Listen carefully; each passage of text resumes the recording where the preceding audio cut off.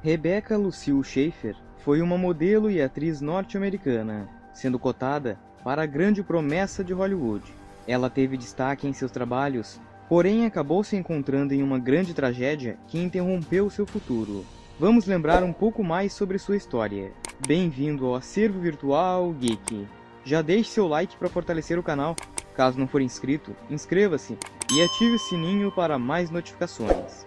Filha do psicólogo Benson Schaeffer e da escritora Dana Schaeffer, Rebecca nasceu em 6 de novembro de 1967, em Oregon, Estados Unidos. Sendo de uma família judaica, desde menina sempre teve interesse em moda e artes cênicas. Ela acabou iniciando sua carreira de modelo ainda na infância, após ser aprovada em um teste de fotografia de uma agência de modelos e passarelas. Segundo os familiares, ela era muito próxima da família e uma criança muito calma, além de ter uma grande facilidade para aprender as coisas. Na escola, também era considerada uma aluna boa e muito interessada. Na adolescência, ela fez alguns trabalhos como modelo para a agência onde foi aprovada e acabou saindo em alguns catálogos e revistas locais. Em 1984, aos 16 anos, Rebecca começou a pensar em ter sua independência financeira e pessoal. Logo, ela conversou com seus pais e decidiu se mudar sozinha para Nova York, para tentar alavancar sua carreira de modelo. A dona da agência em que Rebecca trabalhava tinha uma amiga chamada Barbara Lausch, que era atriz e morava em Nova York. Logo, a mesma pede para Barbara acolher Rebecca em sua casa por um tempo, pois ela era ainda muito nova e estava recém começando a carreira. Chegando em Nova York, então Rebecca passou a morar com Barbara, que a recebeu super bem.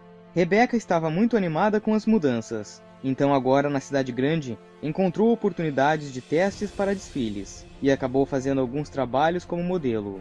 Nesse período, ela iniciou um curso de teatro e após se formar como atriz, ela começou a ir atrás de alguns testes para papéis na televisão e em filmes. Ela fez figuração em diversos comerciais, entre algumas pontas em séries e novelas.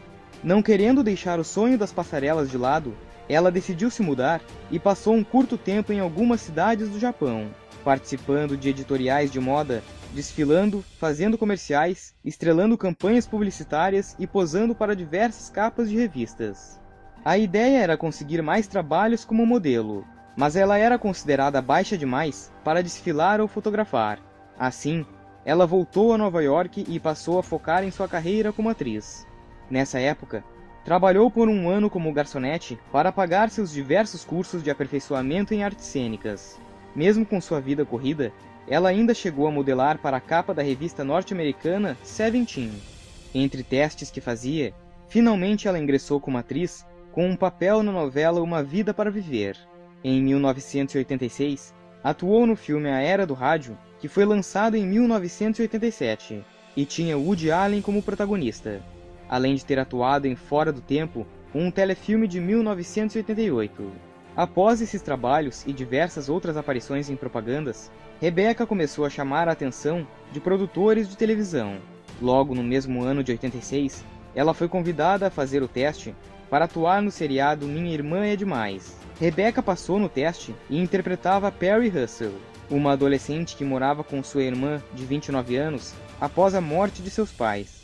A série deu muito certo, e Rebecca começou a ganhar uma notoriedade muito grande, se destacando entre os atores do grupo.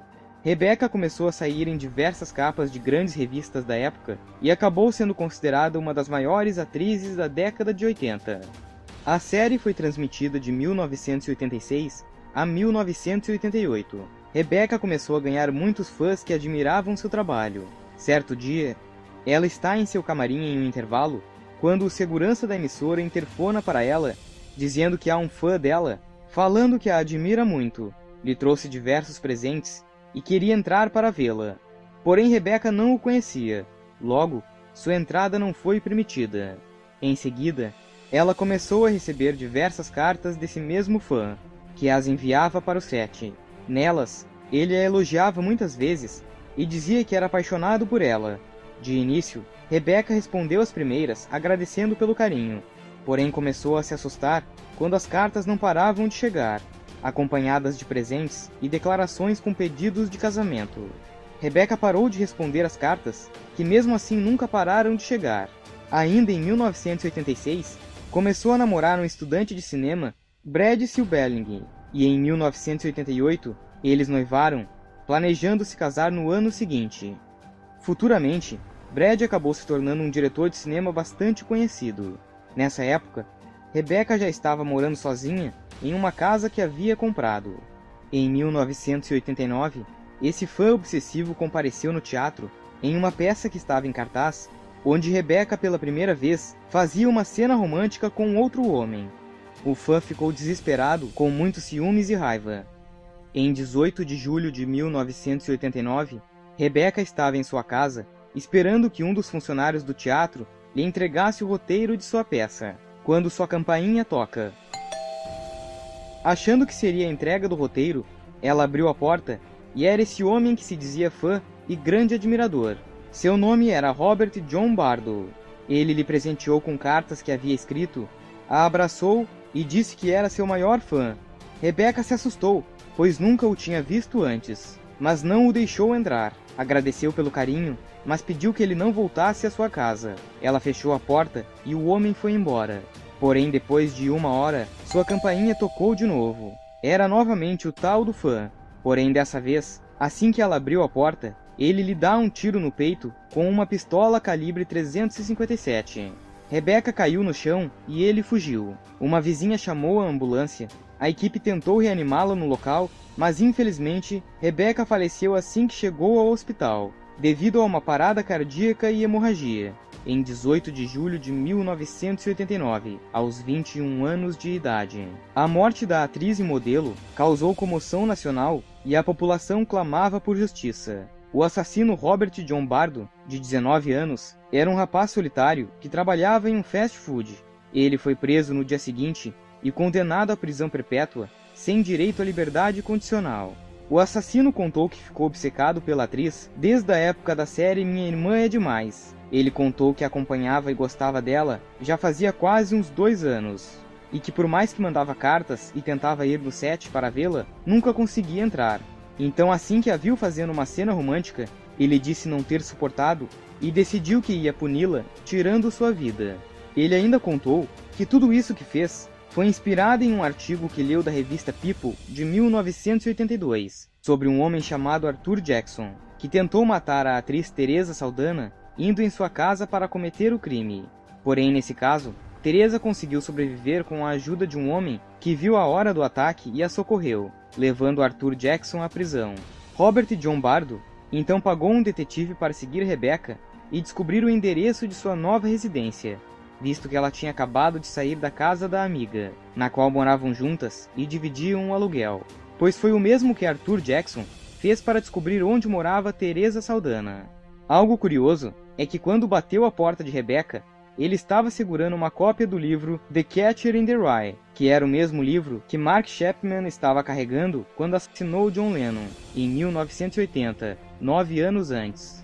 Em meados da década de 90, o estado da Califórnia aprovou algumas leis anti-perseguição, ou no termo inglês, stalking, baseando-se nesse crime, como a que impede que o Departamento de Trânsito do estado forneça o endereço de donos de automóveis para qualquer cidadão, pois foi dessa maneira que Bardo soube o endereço residencial de Rebecca.